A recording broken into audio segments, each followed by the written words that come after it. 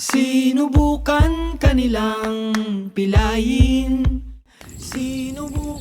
Okay, sarap naman dito sa Kapatagan.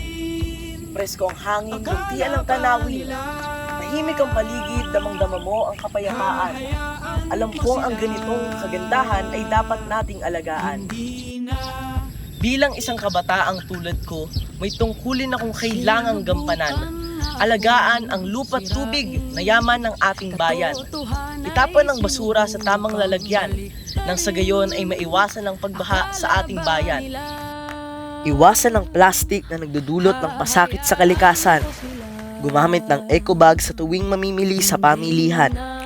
At higit sa lahat, iwasan natin ang pagsusunog ng basura na sumisira sa hangin at pumapatay sa sigla ng ating lupa.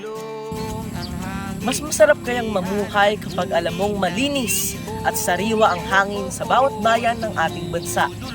Palagi nating isaisip na ang kalikasan ay hindi lang para sa ngayon, kundi para rin sa mga susunod na henerasyon.